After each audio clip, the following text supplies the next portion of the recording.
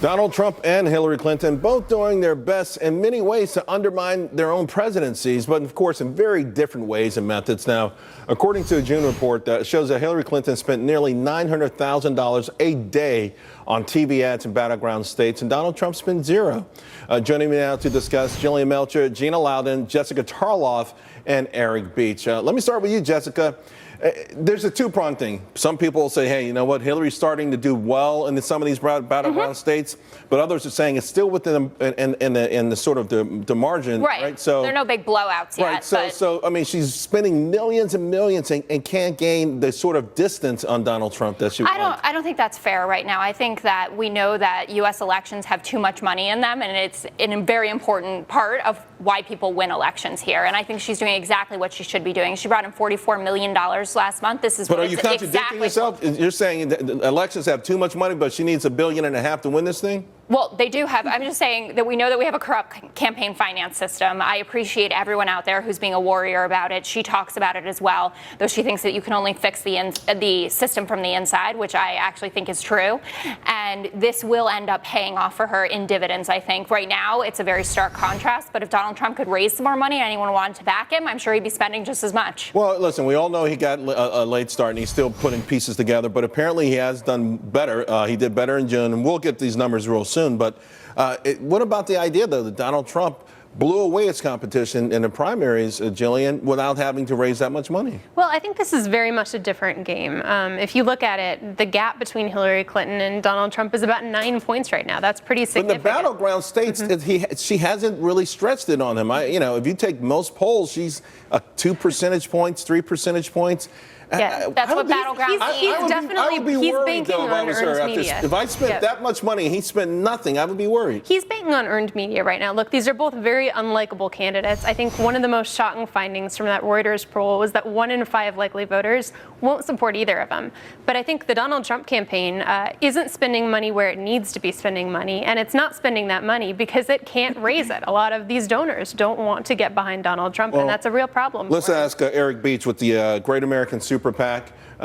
Eric, how's it going? It's going great. Look, we have, on our PAC, we have 77,000 donors, so there's a lot of enthusiasm out there. I'd be more worried if Bernie Sanders was a Democratic nominee. I mean, he plays better in these swing states, where she has to have that kind of money because she has a lot of ground to make up with her message. I mean, she's been anti-job, anti-growth, and anti-minor. I don't know how she's going to win a state like Pennsylvania or even Ohio with that type of messaging. So I think she has to have more targeted message and more money. And your previous guest said, she wants to fix it from the inside. Well, she's been running from the inside for 16 years. So, I mean, she's part of the broken system. That's what he's railed against in the past. And I think you're going to see a similar final tally as you did in the primary, even though he's going to be outspent probably 2 or 3 to 1.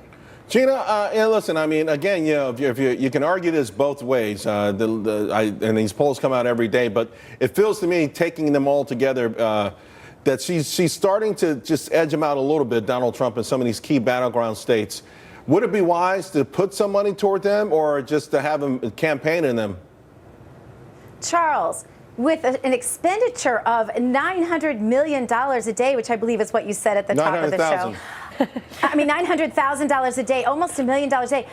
She should be killing it. And so I guess the message here to the Democrats who are still undecided, or maybe the independents, is, hey, if you want somebody who thinks that Wall Street and foreign governments should be able to buy their way into the presidency, then Hillary's your girl. But see, I don't think that message is going to resonate. Trump's kind of your guy, too. I mean, we're talking about a guy who's admitted during the debates that he likes to buy politicians. So I don't think that's exactly a fair point. Go ahead, Gina. I think that that's the reason why Donald Trump in the latest Rasmussen polling is beating her 2 to 1 with independents, because think of Bernie's supporters. They don't want to see the presidency bought.